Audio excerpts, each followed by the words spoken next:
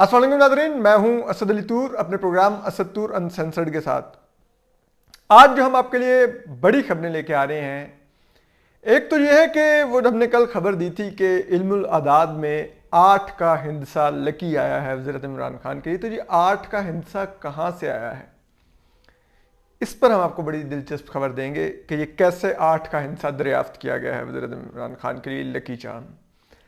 इसी तरह अब हम आपको ये भी बड़ी खबर देंगे कि वज़ीर आज़म इमरान खान को, वज़ीर आज़म ऑफिस को, काबीना को क्या शटअप कॉल दी गई है अस्करी हुकाम की तरफ से। वो भी एक बड़ी दिलचस्प खबर है, वो भी हम आपको बताएंगे। इसके अलावा और भी इस जो डेवलपमेंट्स हैं इस सब से जुड़ी हुई DDISI की तैनाती पर, वो क्या है और अब ये ऐलान किस दिन मुतवक्के है वज़ीर आज़म इमरान खान की तरफ से, वो भी हम आपको आज बताएंगे। और क्या कुछ कहा जा रहा है उससे जुड़ा हुआ, PTI के अपने अंदर जो अब हुकूमती अरकान हैं वो क्या कह रहे हैं, हम ये भी आपको बड़ी दिलचस्प खबरें बताएंगे। जो PTI के अंदर जो गॉसिप्स चल रहे हैं वो बड़े दिलचस्प हैं कि किस तरह से अरकान घबराए हुए हैं। जबकि इसके अलावा हम प्रोग्राम के आगाज़ में आज आपको बताना चाहेंगे कि वो जो पेट्रोल बम गिरा है, ठीक है, अब वो देखिए कि अब अत्ताउल्लाह साहब यकीनन अच्छे दिन आए नहीं तो कम से कम अपना आ जाते बैजा साइकिल वाला वर्जन ही रिलीज़ कर दें। ये अच्छे दिन आए हैं या पता नहीं अच्छे जिन आए हैं इस मुल्क में कि आप देखिए कि पेट्रोल 137 रुपये पे चला गया। ये सादिकों और अमीनों की हुकूमत है। ये साकिब निसार अगर किसी को साकिब निसार अगर किसी को सादिक और अमीन करार देगा तो फिर यही माल बरामद होगा उस थैले से। क्या आप देखिए कि 137 रुपये डॉलर तारीख की बुलंद तरीन सतह पे 172 पे खड़ा है। कल मैं मुझे हंसी छूट गई, डॉलर की कीमत में 2 पैसे की कमी हुई है। 2 पैसे की कमी, 2 रुपए का 1 बांग्लादेशी टका है, यानी कि हमारा रुपया अब 2 रुपए का है, यानी कि बांग्लादेशी टका अब 2 रुपए का है। अब हम 2 टके के रह गए हैं बांग्लादेश के आगे। ये हालात हैं हमारे। तो खैर, लेकिन एक और जो बड़ी एतराफ़ आप कह सकते हैं, जो पिछले दिनों हमने खबर दी थी कि वो जो पालतू यूट्यूबर्स हैं वो किधर गायब हैं, उनके बारे में एक खबर हमारे दोस्त अब्बास शबीर हैं, उन्होंने ट्वीट की है। उन्होंने कहा कि खबर मिल गई है लेकिन ग्रीन सिग्नल नहीं मिला, इसलिए हम खामोश हैं। मतलब वो जो यूट्यूबर्स हैं वो खामोश हैं, जो पालतू जिनको हड्डी डाली जाए, जिसको वो ग्रीन सिग्नल कहते हैं, तो वो आके काटते हैं सबको, उनकी टांगों को पड़ जाते हैं, उनके पटे खोल दिए जाते हैं, तो वो ग्रीन सिग्नल ही बेचारों को मिल रहा। इतनी ही उनकी औकात है। जब आप किसी के तनख्वाहदार होंगे, हराम खाएंगे, 20-20 हज़ार रुपये की रिश्वतें लेके जेब में डालेंगे, तो आपकी औकात ही होगी 20,000 वालों की। सहाफ़ी होगा तो वो ग्रीन सिग्नल का वेट नहीं करेगा, वो खबर देगा कि खबर ये है, ये लें खबर। तो देखिए, हम सहाफ़ी तो खबरें दे रहे हैं अपने यूट्यूब चैनल्स पे। जो सहाफ़ी नहीं है वो बेचारे ग्रीन सिग्नल का वेट कर रहे हैं कि उनको पटा खोला जाए तो फिर वो गली में आके दोबारा से काटना लोगों को शुरू करें यूट्यूब पर। तो बहरहाल ये बड़ी ही दिलचस्प डेवलपमेंट है। कम से कम जो हम बता रहे थे उसको जो सहाफ़ी अब्बास शबीर हैं उन्होंने कंफर्म किया है।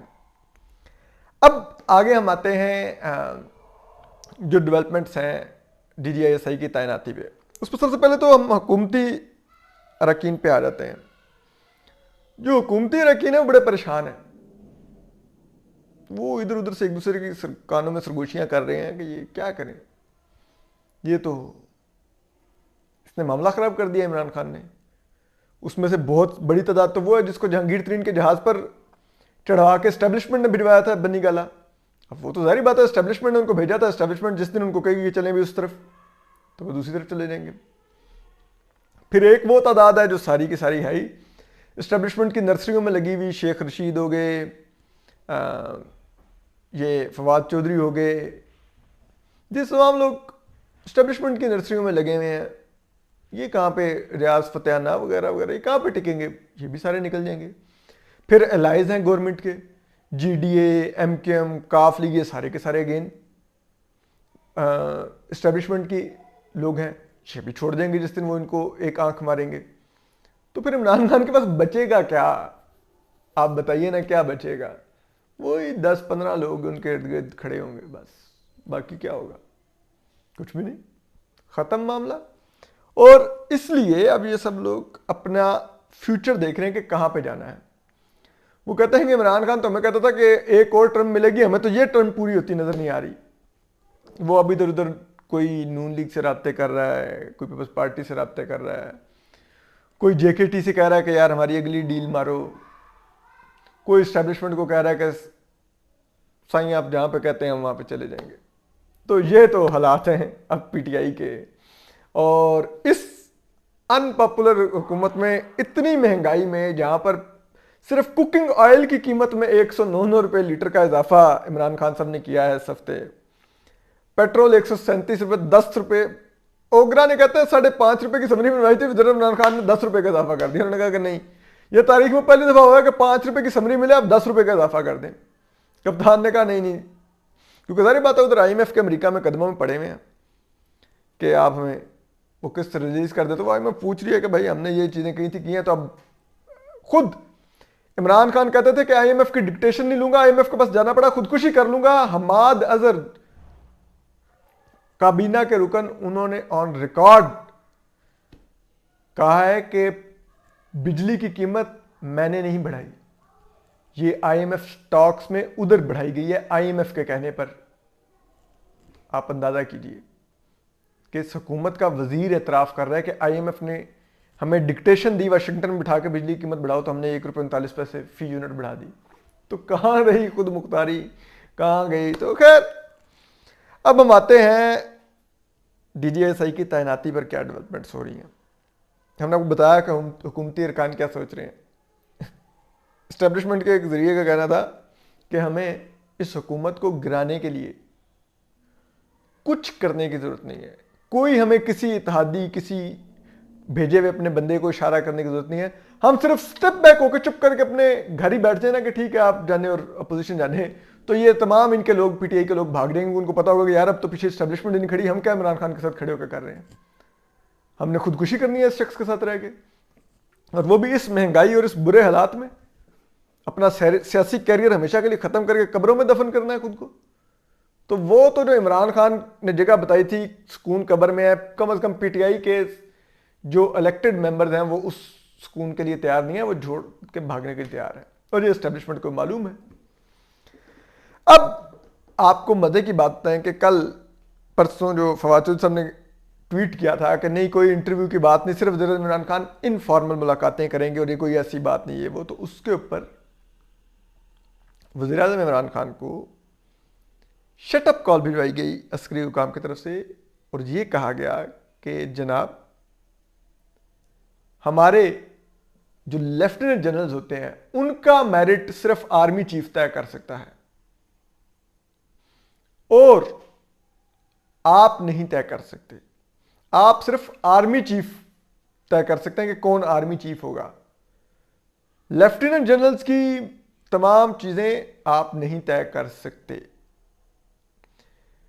اس کو سخت ناپسند کیا گیا جی ایچ کیو میں عسکری حکام کی طرف سے، اور کہا گیا کہ آپ اب لیفٹیننٹ جنرل سے ملاقات کریں گے اور ان میں سے آپ لوگوں کو ریجیکٹ کریں گے اور آپ ڈیسائیڈ کریں گے کہ یہ والا اس میرے خیال میں اچھے میرٹ کا ہے اور میں اس کو ڈی جی اے سے لگا سکتا ہوں.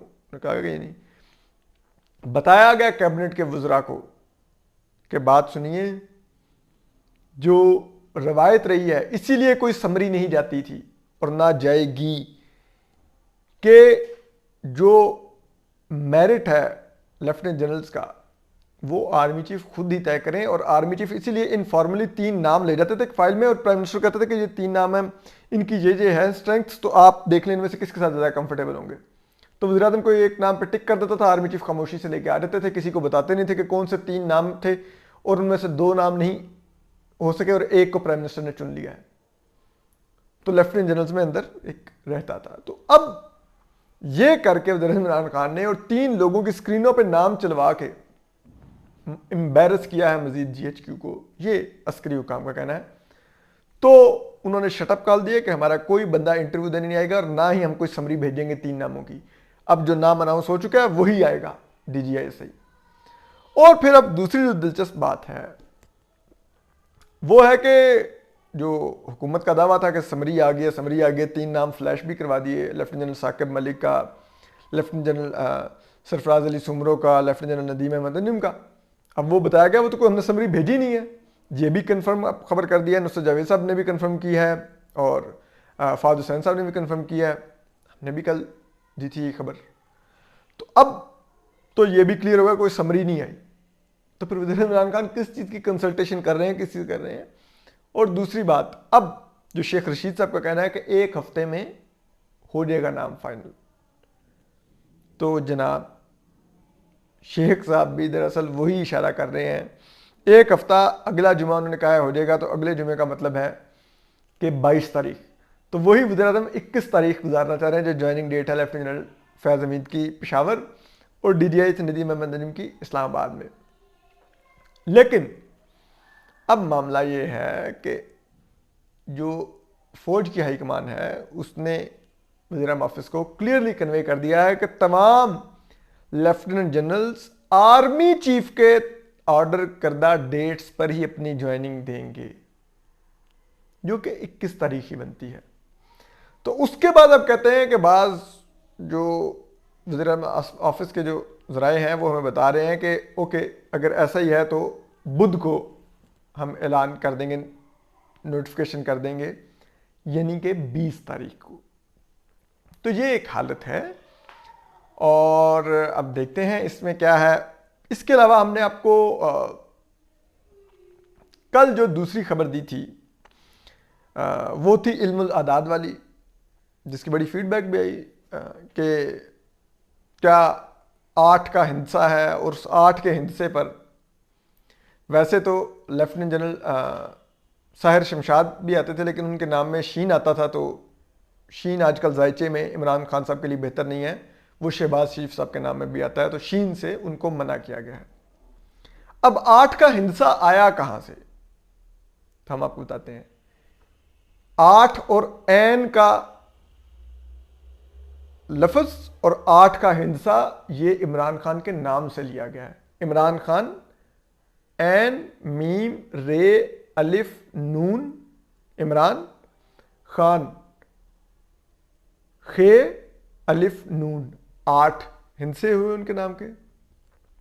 اب دیکھیے لیفٹیننٹ جنرل جو ہے اظہر عباس الف زوئیں ہے رے این بے الف سین 8. عاصم منیر لیفٹیننٹ جنرل جو ہیں این الف سواد میم میم نون یہ رے 8. عاصم منیر. عمران خان این سے, عاصم منیر صاحب کے نام میں این, اظہر عباس این. تو یوں یہ ہندسے چنے گئے اور یوں یہ این کا لفظ چنا گیا اور کہا گیا کہ یہ ایک بہتر کمبینیشن ہو سکتا ہے موجودہ سورج گرہن کو مد نظر رکھتے ہوئے. تو یہ وہ حالات ہیں. لیکن اس سب میں آپ دیکھیے کہ پیچھے کیا بچا, ٹھیک ہے. تو اب صاف نظر آ رہا ہے کہ یہ جو ہدایت کار نے فیصلہ کیا تھا کہ وہ تمام جو صف اول کے اداکار ہیں ان کو نکال کے فلم انڈسٹری سے اور دکھائے گا کہ طاقت ہدایت کار کے پاس ہی ہوتی ہے, اور وہ ایسے اداکاروں کو لا کے ایک نئی فلم چلائے گا اور اس فلم کے لیے باکس آفس کے سے تمام دیگر فلمیں غائب کروا دے گا, تمام سینما ہاؤسز سے تمام فلمیں اتروا کے صرف ایک ہی فلم نمائش کے لیے پیش کروائے گا کہ میں اس کو کامیاب کروا کے دکھاؤں گا کہ اس کے مقابلے میں کوئی فلم نہیں ہوگی تو بزنس کر دے گی.